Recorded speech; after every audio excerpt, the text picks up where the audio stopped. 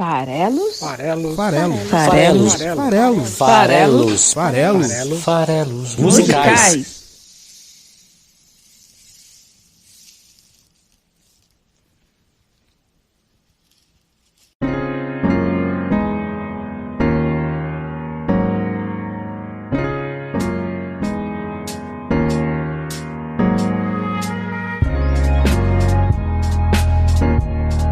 E você que gosta de música, estamos aqui para mais um Farelos Musicais, o seu podcast que interpreta, analisa letras de canções todas as quintas-feiras aqui no site esfarelado.com. Isso mesmo, estamos aqui toda quinta-feira analisando a letra de uma música. E no último dia 6 de outubro, o guitarrista Eddie Van Halen, que foi aí um revolucionário na forma de tocar guitarra, inventando inclusive algumas das técnicas que depois acabaram sendo amplamente utilizadas, como o tapping, e o ritmo alucinado que ela proporciona, foi um dos maiores guitarristas da história e faleceu no último dia 6 de outubro, como eu disse, aos 65 anos nos Estados Unidos por conta de um câncer na garganta. Nesse momento, quando eu soube da notícia, eu decidi que o próximo episódio internacional que eu iria gravar aqui para o programa tinha que ser sobre o Van Halen, para servir justamente como a nossa singela homenagem aqui do Esfarelado para esse artista, como já fizemos com tantos outros artistas aqui. Infelizmente, como o Moraes Moreira, o André Matos e por aí vai. O único problema é que apesar de eu gostar da banda do Van Halen e ter ouvido bastante, principalmente ali na juventude, mas não ouço já há bastante tempo, eu gosto muito mais de como a banda soa do que das letras. E o nosso programa é sobre letras. Mas ainda assim eu resolvi falar um pouco mais dessa que é uma das canções mais conhecidas dos caras, ao mesmo tempo uma música que trouxe rejeição na época que foi composta por conta justamente de utilização mais acentuada dos teclados, dos sintetizadores, que é a canção Jump.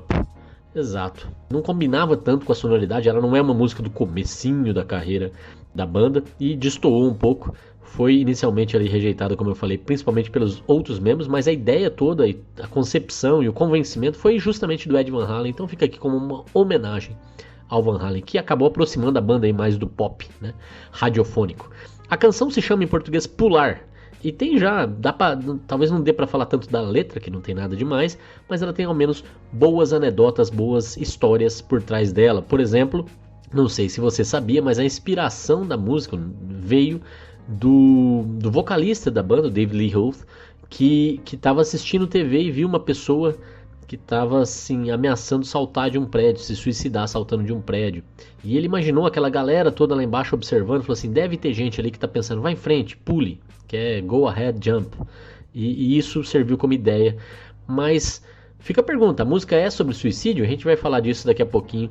Salta aqui comigo nesse episódio em homenagem à banda que leva o sobrenome do seu fundador, do seu guitarrista, que não era o vocalista, como eu já disse, Muita gente talvez acha que por a banda se chamar Van Halen, naturalmente o vocalista da banda seria o Van Halen, mas não é, Então vamos falar um pouco mais aí da banda que entrou pro Hall da Fama do Rock em 2007 e é uma das grandes bandas aí do hard rock em todos os tempos.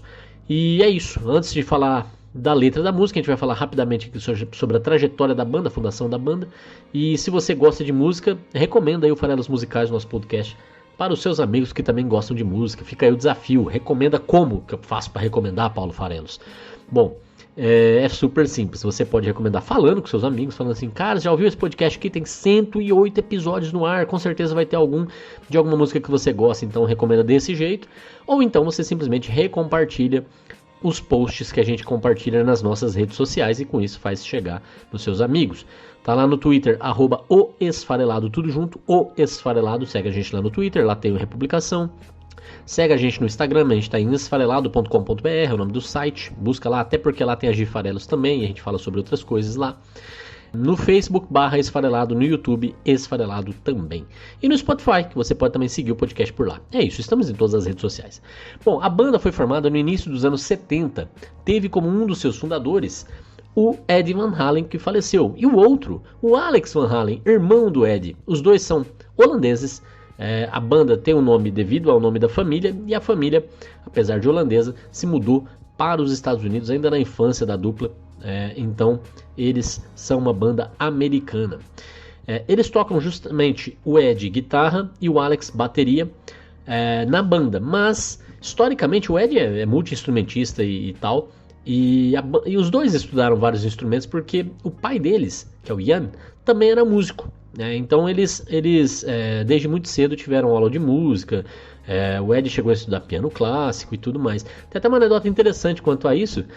No começo, quem comprou a bateria primeiro foi o Ed Van Halen, enquanto o Alex, que é o baterista da banda, tocava violão e depois guitarra. Chegou um momento em que eles decidiram inverter os instrumentos, porque um acabava tocando o instrumento do outro quando eles não estavam em casa. Eles falaram, quer saber? Então eu vou tocar o teu. E nessa brincadeira, o Ed Van Halen acabou se tornando um dos maiores guitarristas de todos os tempos. Bom, a banda, para ser completada, eles sempre foram um quarteto.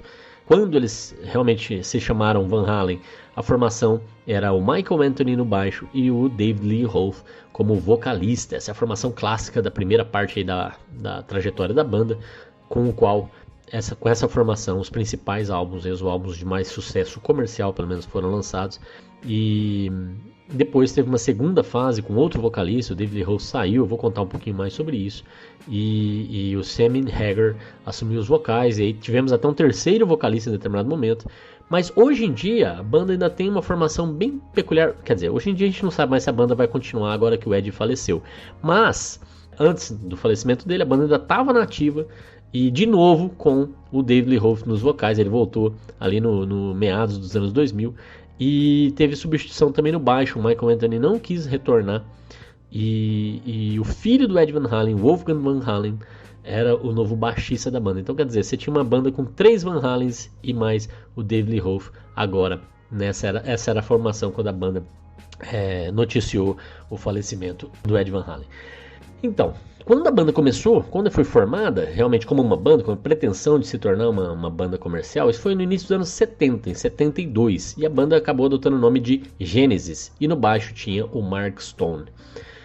Só que demorou, de 72 até o primeiro lançamento mesmo, o álbum Van Halen, que é o primeiro álbum da banda, demorou 6 anos, esse álbum é de 78, né, o álbum Van Halen. Esse álbum já vendeu demais e já trouxe todas as características que fizeram da banda o sucesso que ela foi, né, com a sua revolução principalmente nas guitarras, como eu já disse. Durante toda a sua carreira, de 78 até hoje, a banda lançou 12 álbuns de estúdio, e tem um marco interessante, 2 desses 12 álbuns, que foi justamente o primeiro de 78 e o 1984, lançado no ano de 1984, e que tem a canção de hoje, que vai ser analisada aqui no programa, que é Jump. Esses 2 discos alcançaram a vendagem de disco de diamante, que corresponde aí a 10 milhões de cópias vendidas. Não é fácil não, hein? Vender 1 milhão, né? Ter disco de platina, ou platina duplo, 2 milhões, triplo, 3 milhões e por aí vai, já é um feito. Imagina você ter 2 álbuns alcançando 10 milhões. É uma coisa digna de história. Para você ter uma ideia, o disco de diamante, somente 100 álbuns, pouco mais de, na verdade, 100 álbuns de qualquer estilo venderam esse volume. Então imagina quantos álbuns não são lançados todos os anos, e apenas pouco mais de uma centena atingiu essa marca, e o Van Halen tem 2 nessa lista, não é fácil. Bom, mas voltando, eles então se juntaram em 72 com o Mark Stone no baixo, se chamando Genesis. Eles tiveram que trocar o nome, evidentemente, porque tinha a banda do grande Phil Collins, a banda inglesa chamada Genesis, e eles tiveram que adotar um outro nome, e foi nessa época que, depois até de experimentar alguns outros nomes, eles acabaram optando por Van Halen, porque realmente essa não teria nenhuma dificuldade em se provar única, né? Adotando aí o nome da família como base. Nessa época, justamente, que o Mark Stone saiu para a entrada do Michael Anthony, que inclusive tinha uma outra banda lá na cidade na época também, era o vocalista dessa outra banda. O Ed era o vocalista anterior, então quando assumiram ali os vocais o David Lee Roth, a banda de certa forma tinha 3 vocalistas, então os outros 2, o Ed e o Michael, faziam um backing vocal de categoria. Antes desse primeiro lançamento, tem uma história legal. Ali por volta do ano de 76, eles tocavam em bares e foram assistidos pelo Gene Simmons, que é do Kiss, né? Então o cara viu a banda se apresentando e falou: caramba, esses caras têm tudo para dar certo e tal, e tentou até agenciar eles, levou fita demo para produtores e tal, mas a coisa não avançou. E a segunda anedota interessante pré-lançamento é aquela coisa da sombra, né? Sabe quando o treinador de futebol tá ameaçado e aí fica sempre cogitando outro nome para substituir e tal? Aconteceu isso na banda com relação ao vocalista. O David Lee Roth era um vocalista com algumas limitações técnicas, e o produtor que finalmente assinou com a banda percebeu isso e falou, esse cara não tá à altura da banda em termos de técnica. Mas, porém, contudo, entretanto, ele tinha uma baita presença de palco. O produtor queria trocar ele por quem? Justamente pelo Sammy Hagar. Olha só, lá em 77 ele chegou a cogitar esse movimento, mas acabou não fazendo. E com isso o Lee Holt continuou na banda e só foi substituído pelo próprio Sammy Hagar no final da década de 80. Na verdade, no meio da década de 80. Já vou falar disso daqui a pouco, seguindo aqui a trajetória. Então, quer dizer, o cara já era uma sombra dele ali desde antes do primeiro lançamento da banda, né? Então a banda lançou seu primeiro álbum, chamou muita atenção. Os riffs, os solos, a técnica do Ed na guitarra.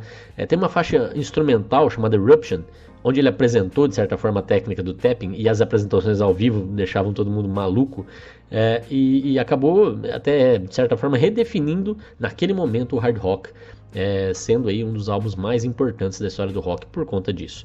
Esse primeiro álbum tinha músicas como Running with the Devil, Ain't Talking About Love, Ice Cream Man, You Really Got Me e várias outras que fizeram um grande sucesso. Não é fácil vender 10 milhões de cópias, né? Então, a banda, diante desse sucesso com o seu primeiro lançamento, segue lançando um álbum por ano nos próximos 5 anos. Então, um álbum por ano em 5 anos não é brincadeira. Em 79 vem justamente Van Halen 2, com a música mais famosa aí, Dance the Night Away. Em 80, o terceiro álbum, Human and Children First, com Everybody Wants Some, The Cradle Will Rock, que era o single deste álbum. Em 81, Fair Warning, que muita gente acha que é o melhor álbum da banda e que traz aí, por exemplo, a canção So This Is Love. E ali nesse álbum de 81 é onde começou a ter desavenças criativas entre o David Lee Roth e o Eddie Van Halen, justamente o Ed buscando alguma coisa um pouco mais sombria, um pouco mais introspectiva, talvez menos espalhafatosa. O Lee Roth achando que o caminho era exatamente o oposto disso. Prevaleceu, obviamente, aí nesse caso, a visão criativa do Eddie Van Halen. Inclusive foi o primeiro álbum que introduziu o teclado como instrumento, o teclado que acabou sendo aí, também um pouco desse divisor de águas aí com a canção Jump. Em 82 lançaram Diver Down, com algumas músicas covers, bem interessante esse álbum. Tem, por exemplo, Pretty Woman, a música lá do Uma Linda Mulher, para quem não conhece, do Roy Orbison. Tem uma versão do Van Halen dessa música que saiu aí em 82. Tem um cover também do The Kinks, Where Have All the Good Times Gone, que também bem bacana desse álbum. Então, um álbum que tinha 2 canções covers, saiu em 82. Em 83 eles não lançaram o álbum, mas vieram fazer show aonde? No Brasil! Isso mesmo, quem viu, viu, quem não viu, não via nunca mais, né? Foi a única excursão deles aqui pela América do Sul. Não tocaram só no Brasil não, foram também para Argentina, para Venezuela, acho que para o Chile também, enfim. Fizeram aí uma turnê mais longa.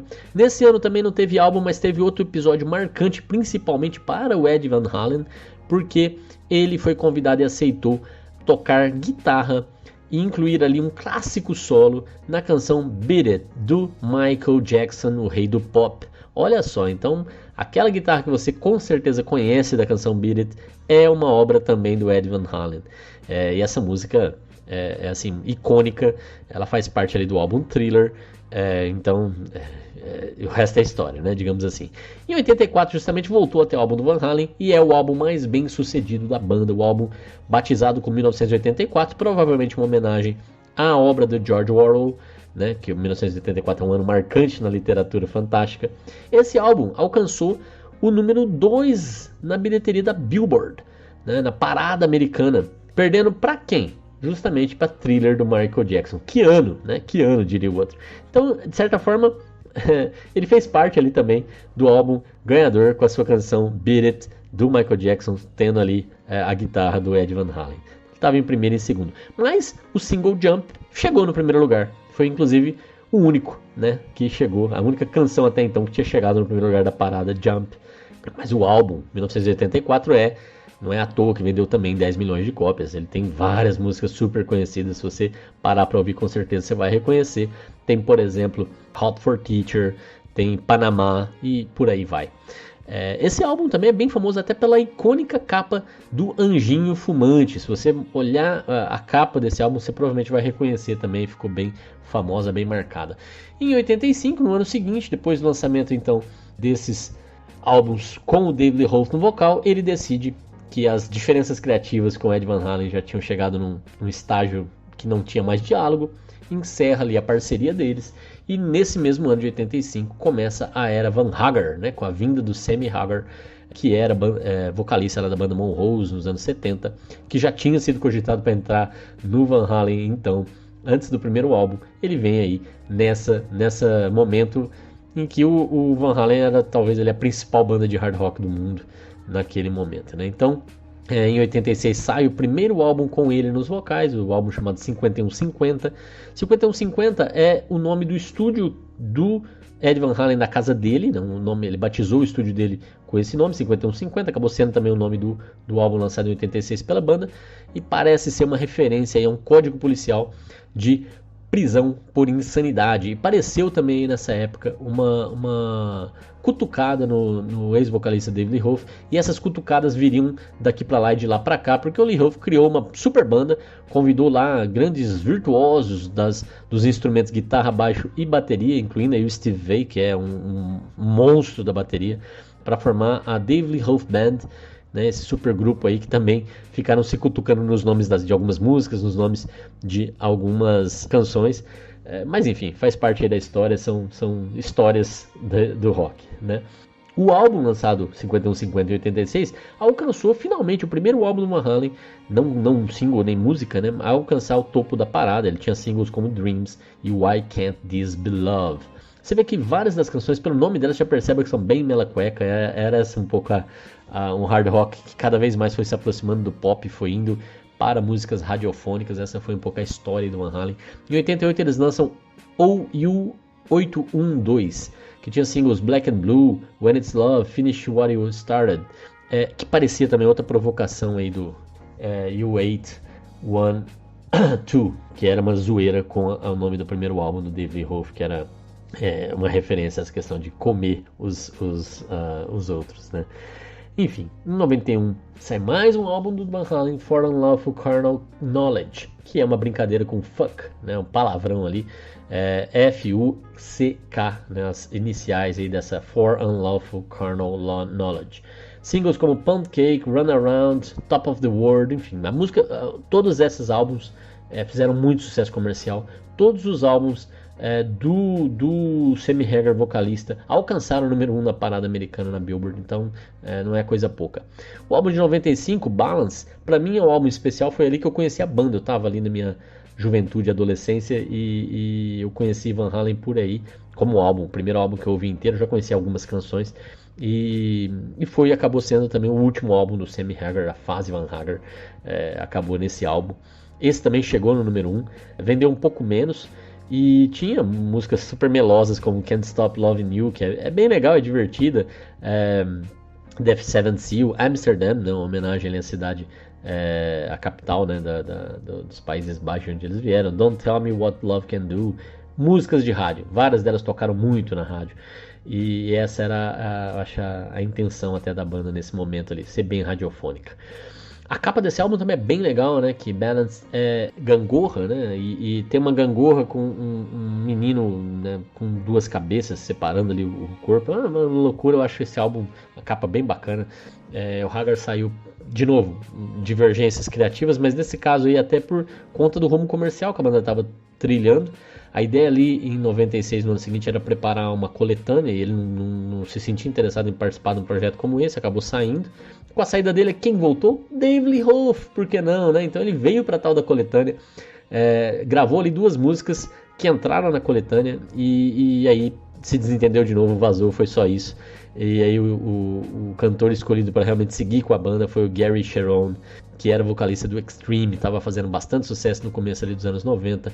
Esse cara, inclusive, cantou junto com a banda Queen em 92, no show em homenagem ao Fred Mercury, depois do falecimento do grande Fred Mercury. E se você gosta de Fred Mercury e do último álbum do Queen, inclusive, ainda com ele em vivo, né? Vai lá no Farelos Musicais número 8, lá nos primórdios, e ouve, porque lá eu tô falando de The Show Must Go On, o nosso único episódio até aqui sobre o Queen. Enfim, em 98 saiu o álbum Van Halen 3, que tinha o Cherone nos vocais, e que foi um belo de um fracasso comercial. Foi o único álbum da banda, inclusive, que não vendeu 1 milhão de cópias. Se é que isso pode ser dito que é um fracasso, mas você vê o tamanho da banda, né? Mas esse não ganhou. Eu fico até me perguntando, 98 era justamente o começo ali do compartilhamento de música. Será que o fato a febre dos Napsters da vida, o MP3 muito difundido naquele momento, será que isso atrapalhou a vendagem do álbum? Ou é só a qualidade baixa do álbum mesmo? Enfim, mas o álbum chegou até o número 4 na Billboard, tinha singles como Without You e Fire in the Hole, fez aí um sucesso bem menor do que os outros, mas foi o suficiente para o Gary Cherone não continuar na banda. A banda entrou na verdade num hiato, parou de lançar álbuns, né, depois do Van Halen 3 e desse fracasso, inclusive também por problemas já de saúde do Ed, que teve ali um câncer na língua, se separou da sua esposa ali por volta também do final dos anos 90, e com tudo isso a banda deu uma pausa. Em 2004 teve uma reunião, teve o Haggard nos vocais de novo e o Michael Anthony no baixo de novo, para fazer algumas apresentações ao vivo, mas a partir de 2006 o Michael Anthony foi efetivamente substituído pelo filho do Van Halen, Wolfgang, e a partir de 2007 o David Lee Roth assumiu de vez os vocais, e isso foi até legal porque eles conseguiram lançar mais um álbum que agora talvez provavelmente seja o álbum definitivo da banda, o último álbum, A Different Kind of Truth, né, um tipo diferente de verdade. É o primeiro álbum com o Roth desde 84, olha só que loucura. Eles ficaram aí de 98 até 2012, 14 anos sem lançar álbuns de inéditas. Lançaram, alcançou o segundo lugar na parada americana. Perdeu para quem? Para Adele. Cadê a Adele? Essa é uma pergunta. Mas enfim, ficou em segundo lugar na parada americana. Teve muitas regravações, olha que curiosidade. De certa forma, eles aproveitaram o material lá do fim dos anos 70, início dos anos 90, quando o Lee Roth ainda era da banda. Eles resgataram músicas daquele período e regravaram pela primeira vez, fazendo aí esse álbum, que é o último álbum de inéditos do Van Halen. Em 2015, eles lançaram Tokyo Dome Live in Concert com o Lee Roth nos vocais, um álbum ao vivo, um único álbum ao vivo com ele nos vocais. Bom, vamos falar um pouquinho então de Jump. Essa é a trajetória da banda, essa é a trajetória do Ed Van Halen, que faleceu aí por câncer na garganta nesse ano de 2020, nesse mês de outubro inclusive, né?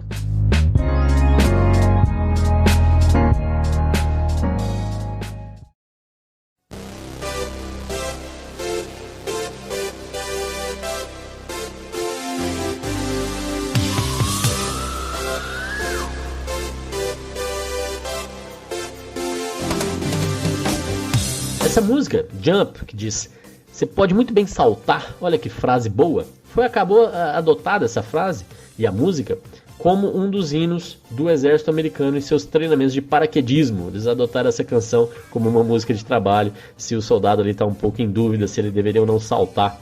O pessoal grita, might as well jump, e empurra ele ali, céu afora, né? O uso de teclados e sintetizadores para um dos maiores guitarristas vivos, isso faz sentido? Mudar de instrumento, né? Trazer um outro instrumento para a banda é uma coisa um pouco inusitada. E o Dave Lee Roth, na época, fez essa pergunta pro Ed: por que você quer trazer sintetizadores para a banda? Isso não soa como Van Halen. Ao que ele ouviu a resposta, que é a resposta de alguém que é extremamente, provavelmente, confiante e ou arrogante, né? Ele disse: se eu quiser tocar tuba, eu vou tocar tuba. Então essa foi a resposta que o Lee Roth deu na época, e os sintetizadores entraram efetivamente na rotina da banda. E Jump fez um enorme sucesso, então eu não sei até que ponto isso está errado, né? E Jump é sobre suicídio? Eu lancei essa pergunta no começo. Não, a música foi inspirada por uma situação que envolveu uma tentativa, mas a letra em si, a gente vai falar dela agora, não é sobre se matar, mas sim sobre se jogar em alguma situação. Pode ser uma situação, sim, de extrema, de suicídio, eventualmente, até alguém pode querer levar a interpretação para esse lado, mas não é o que o Lee Roth depois disse. Ele queria mais, era assim, você tem alguma situação que você tem que se jogar, e a música ilustra mais ou menos, aparentemente, a situação mais cotidiana possível, uma paquera num bar, né? Então duas pessoas ali que estão dividindo o espaço e estão interessadas uma na outra, mas que existe uma necessidade de você fazer um movimento, você se jogar para tomar coragem, digamos assim, que é parecido com se jogar do paraquedas, que também é parecido com se jogar de um prédio para se matar, que também talvez seja parecido com se jogar em experimentar coisas diferentes, por exemplo, como drogas. E a adição em drogas me parece outra coisa que era muito cotidiana para a banda, então talvez também tenha reflexos dela na letra, que no fundo, para mim, a meu ver, não é uma letra digna de grandes interpretações, é uma letra bem frívola, a música em si, como eu acho um reflexo quase que no repertório todo aqui do Van Halen. Inclusive, se você é fã do Van Halen, tem alguma letra do Van Halen que você acha maravilhosa, uma letra que realmente é profunda, que poética, que faz pensar, que faz refletir, que é bem construída, deixa o seu comentário aqui, fica aqui a provocação para os fãs do Van Halen que eventualmente vão ouvir esse episódio. Eu gosto muito de Van Halen, tá? Não me entenda mal, acho muito legal, mas muito legal pela parte sonora, musical, técnica, pela pegada, pela energia e pouco pela letra, né? Pelas letras, né? Eu acho a melodia no caso deles é muito maior do que a poesia. Bom, Jump diz: I get up and nothing gets me down. Eu acho que essa é a melhor frase da música, inclusive, né? A primeira, I get up and nothing gets me down. Por que ela é legal? Porque gostam de I get up and nothing gets me down, que diz mais ou menos em tradução livre: eu me levanto, I get up and nothing gets me down, e nada me faz cair. É legal porque tem up and down na mesma frase, no mesmo verso aqui, né? E up and down é justamente, você pode falar dos sabores e dissabores da vida, os ups and downs, os altos e baixos. Então quando você traz altos e baixos para a música que nasceu com a ideia ali de alguém se matando, faz todo sentido. E essa situação de se jogar em alguma coisa também remete um pouco a essa ideia de que você às vezes tá tendo uma vida com oscilações, com entregas e assim por diante. E a letra em si, eu me levanto e nada me faz cair, né? Ou nada também remete um pouco à ideia original da música. Lá o cara se levantou, o cara foi até o alto de um prédio e nada me faz cair. Ele pode estar desistindo, né? Ele pode estar refletindo ali que não, eu não vou me jogar e tal, enfim, pode ser. E também, se você quiser ir para outra linha, pode estar falando de otimismo. Eu me levanto e nada me faz cair. Então, quer dizer, depois que eu estou em pé, depois que eu estou acordado, depois que eu estou vivo, eu vou até o final, eu vou persistir. Então essa é a melhor verso da música. I get up and nothing gets me down. Depois segue, né? E essa primeira frase toda, essa primeira estrofe toda, vai construir essa relação de eu e você com as nossas dificuldades. Eu acho que essa estrofe inicial toda remete muito à situação que originou a ideia da música. O segundo verso diz: You got it tough, I've seen the toughest around. Ou seja, você tem experimentado dificuldades, dificuldades. You got it tough, I've seen the toughest around. E eu vi as maiores dificuldades que tem por aqui. Então, você tem experimentado dificuldades, eu vi dificuldades ainda maiores. Imagina, isso pode estar muito bem passando também por alguém que subiu num prédio para eventualmente saltar, né? Ele continua: And I know, baby, just how you feel. E eu sei, querido, como é que você se sente. A questão da empatia, eu olho e falo, pô, pra você tá difícil, pra mim tá mais difícil ainda, eu sei como é que você se sente, essa questão da relação entre um e outro. E aí termina com You got to roll with the punches and get to what's real. Que é mais ou menos como você tem que lidar com os tombos, ou com as dificuldades, com as adversidades, e alcançar o que é real, get what's real. Essa expressão, rolling with the punches, vem do pugilismo, que é se adaptar aos socos dos adversários, né? Então você tem que gingar junto ali com o adversário te batendo, que é um pouco essa ideia de se adaptar às diversidades que eu traduzi aqui. E não é a primeira música que os farelas musicais avaliam, interpretam, que trazem termos do pugilismo. Toma essa. Já teve outra recente, até o episódio 82, com a diva Fiona Apple, talvez aí a dona do principal lançamento deste ano. A Fiona Apple foi a personagem do episódio 82 com a canção Shadow Boxer. Vai lá e ouve, você vai gostar.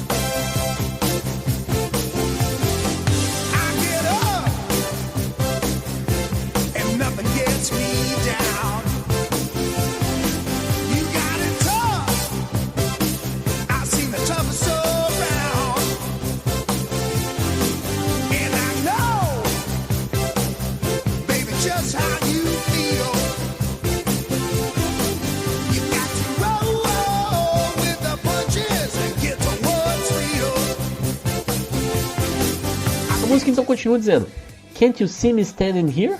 Né? Você não consegue me ver parado aqui? I got my back against the record machine. Eu estou de costas para máquina de discos, para jukebox, sabe aquelas maquininhas, né, que você colocava a moedinha, escolhia a canção e ela tocava. Então o cara tá ali no ambiente de um bar, né, de um restaurante, de um diner, qualquer coisa do tipo, perguntando para alguém: pô, você não consegue me ver aqui? Eu tô aqui, ó, escorado aqui na jukebox, né? I ain't the worst that you've seen. Can't you see what I mean? E eu não sou o pior que você já viu. Entende o que eu tô dizendo? É meio assim, tá flertando, tá tentando chamar a atenção, tá dizendo: pô, eu tô aqui, né? Eu tô na área, né? Então, será que tá rolando? Trocando olhares e tal, você tá me vendo por aqui? Levar essa segunda estrofe para uma situação de um cara se matando, eu acho super difícil, né? O que teria a ver a jukebox? O que teria a ver a máquina de discos, né? Então, o ambiente é outro, não faz muito sentido. E aí esse flirt também não faz muito sentido. Você não tá me vendo aqui? Olha, eu tô por aqui e tal. Também não faz muito sentido. Então eu acho que ele realmente ali no começo até tava com essa ideia, que faz sentido na primeira estrofe. Aqui ele já foi para outro lugar, já tá com outras ideias na cabeça. Eu acho que nem tá muito conectado uma coisa com a outra. Mas é essa segunda parte que se conecta com o refrão. Might as well jump. Aí todo mundo grita em coro: jump, might as well jump. Ou seja, você podia muito bem pular. E aí em coro todo mundo fala pular, aquela coisa do incentivo, hein? Continua dizendo go ahead and jump. E aí coro de novo para dizer jump, go ahead and jump. Ou seja, vai em frente e se joga, vai em frente e pula. E essa daí é uma ideia aí sim, que quer dizer, pô, vamos correr riscos, vamos experimentar, vamos, né? E isso vai ser reforçado por um verso que vem mais pra frente. Essa ideia de experimentar, de você só vai saber se você vai gostar ou não de alguma coisa se você tentar. Então a ideia do saltar, né? Salte em busca de algo novo, salte para experimentar alguma coisa diferente. O que, por exemplo, faz muito sentido se você pensar que a banda estava usando sintetizadores e teclados de forma ostensiva nessa música. O jump aqui pode muito bem ser isso. Pô, vamos nos jogar nessa tendência nova, vamos nos jogar nessa outra forma de fazer canção.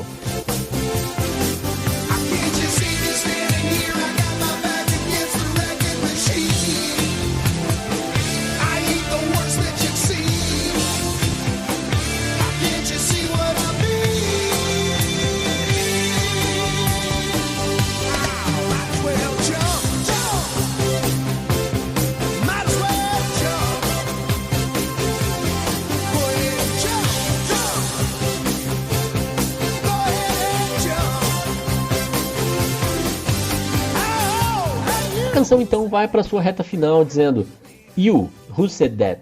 Você, quem disse isso? Baby, how you've been? Meu bem, como você tem estado? Como é que você tá? Que é uma frase clássica também de abordagem de flirt, né? Joey do Friends, né? How are you doing? Tá aqui, how you've been? Né? Tá quase igual aqui. You say you don't know, you won't know until you begin. Você diz que você não sabe, mas você não vai saber até você começar. Essa é a frase que eu acabei de citar anteriormente, que é essa questão do experimentar, né? Vamos tentar? Vai remeter ao jump de novo. Jump na ideia de salte para algo novo, salte para o desconhecido. E aí, repete. Can't you see me standing here? I got my back against the record machine. I ain't the worst that you've seen. Can't you see what I mean? Might as well jump. Então vamos ouvir aqui até o refrão de novo. Vocês vão ouvir só esse trecho novo. You who said that, baby, how you've been. É tão bobo quanto isso, diria eu. Mas vamos ouvir e volta aqui que eu vou fazer um comentário final.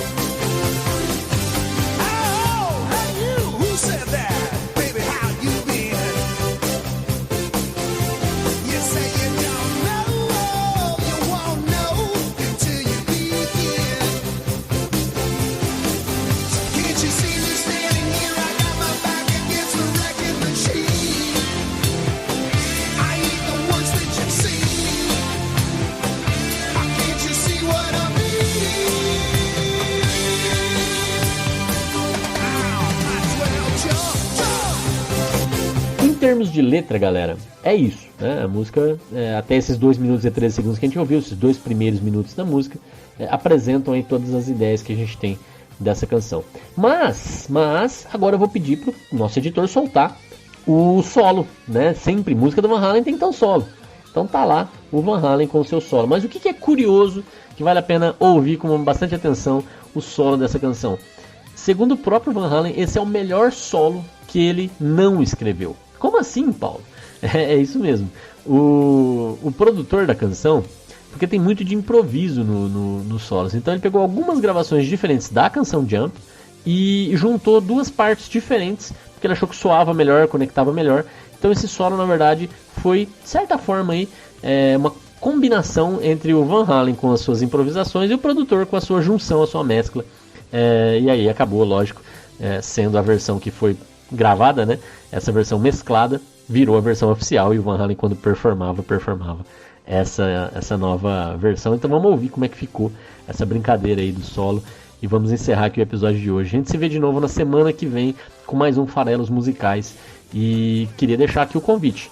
Estamos todas as quintas-feiras aqui no site esfarelado.com com uma interpretação de uma canção nova, e você que gosta de música, segue a gente. Estamos no Twitter, no Facebook, no Instagram e também no YouTube. Beleza? Um abraço e a gente se vê na semana que vem.